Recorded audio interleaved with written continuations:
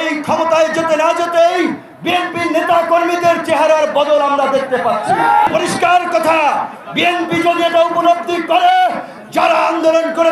Hello everyone, কেমন আছেন সবাই? চলে আসলাম আপনাদের মাঝে আবার নতুন একটি ভিডিও নিয়ে। সকালে আজকে যে বিষয়টা সম্পর্কে কথা বলবো সেটা হচ্ছে ভিপি নূর। তিনি বিএনপিকে সরাসরি হুমকি দিলেন এবং তিনি বললেন যে এককভাবে কোনো দলকেই আর ক্ষমতায় আসতে দেওয়া হবে না। কোনো দল যদি এককভাবে ক্ষমতা আসে তাহলে তারা কি ধরনের কার্যক্রম করতে পারে সেটা আমরা বিগত 50 বছরে দেখেছি। তাই এককভাবে যদি কোনো ক্ষমতা আসতে চায় বা আসে, তাদেরকে কখনোই ক্ষমতা আসতে দেওয়া হবে না। যদিও চলে আসে তাহলে আওয়ামী লীগ সরকারকে যেভাবে ক্ষমতা থেকে হটিয়েছি আমরা সেভাবেই তাদেরকে হটিয়ে দেবো। এবং তিনি বলেন বিএনপি ক্ষমতা আসার আগেই বিএনপির আসল রূপ আমরা দেখে নিয়েছি। তাই শুধু বিএনপি নয়, কোনো রাজনৈতিক দলই এককভাবে ক্ষমতা আসতে পারবে না। তিনি আরো বলেন যে দেশে নির্বাচন হবে এবং নির্বাচন হয়ে যেই দল যেই অনুপাতে ভোট পাবে সেই অনুযায়ী সংসদে তাদের প্রতিনিধি থাকবে বলেছেন তিনি।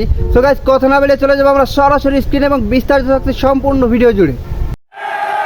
আওয়ামী লীগকে যেভাবে হটিয়েছি, বাংলার জমিনে আর কোন দখলদার চাঁদাবাজ মাফিয়া দলকে প্রতিষ্ঠিত হতে দেওয়া যাবে না। কোন দল যেন সংসদে এককভাবে গিয়ে মাতব্বরি করতে না পারে, তাই আমরা সংখ্যানুপাতিক নির্বাচনের দাবি জানাচ্ছি। এই সংসদকে কার্যকর সংসদ করা, জনগণের প্রতিটি ভোটের মূল্য দেওয়ার জন্য প্রত্যেকটি রাজনৈতিক দল যারা যে অনুপাতে ভোট পাবে সেই অনুপাতে তাদের প্রতিনিধিত্ব সংসদে থাকবে। এক দল এককভাবে ক্ষমতায় গেলে কি হয় সেইটা আমরা গত 50 বছরে দেখেছি। আর কোন দলকে এককভাবে ক্ষমতায় নিয়ে আমরা স্বৈরাচার ফ্যাসিবাদী হতে দেব না। এই ক্ষমতায় যেতে না যেতেই বিএনপির নেতা কর্মীদের চেহারার বদল আমরা দেখতে পাচ্ছি। আওয়ামী ফ্যাসিবাদের প্রতিধ্বনি তাদের কর্মকাণ্ডে আমরা শুনতে পাচ্ছি। কাজী পরিষ্কার কথা, বিএনপি যদি এটা উপলব্ধি করে, যারা আন্দোলন করেছে বিগত 1.5 দশক রক্ত দিয়েছে, তাদের নিয়ে জাতীয় সরকার করবে, তাদের মূল্যায়ন করবে, তবেই বিএনপির সাথে জোট হবে, বিএনপির সাথে রাজনৈতিক সমঝোতা হবে। অন্যথায় বিএনপির বাইরে বিকল্প জোট হবে, বিকল্প শক্তিকে নিয়ে এককভাবে নির্বাচন করা হবে। কোন দখলদার মাস্তান চাঁদাবাজের জায়গা এই নতুন বাংলাদেশে হবে না। আমি পটুয়াখালী ডিসিএসপি সহ সকল প্রশাসনকে বলবো, এই যে খেয়াঘাট, লঞ্চ ঘাট, এই সমস্ত জায়গায় 2 লাখ টাকা, 1 লাখ টাকা, 50,000 টাকার টোল প্রতিযোগিতা করে 20 লাখ, 50 লাখ, 1 কোটি টাকায় ডাক উঠিয়ে তারা একটা বাণিজ্য করে।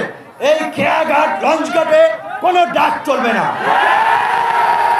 সমস্ত খেয়াঘাটের ডাক ক্যান্সেল করতে হবে।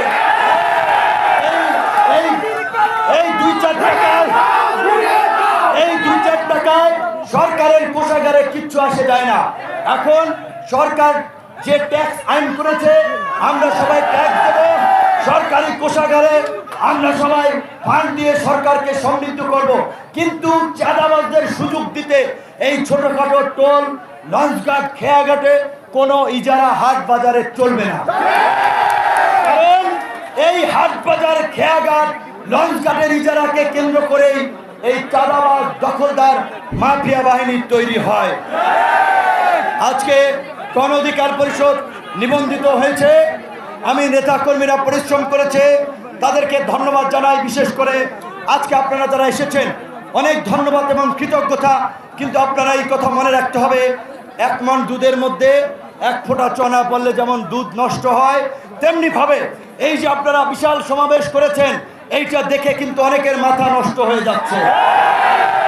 কিরে ভাই, গণ অধিকার পরিষদ 3 দিন আগে নিবন্ধন পাইছে, তারা আজকে এইভাবে বিশাল সমাবেশ করে ফেলাইতেছে, হাজার হাজার লক্ষ লক্ষ লোক তাদের পেছনে ছুটতেছে।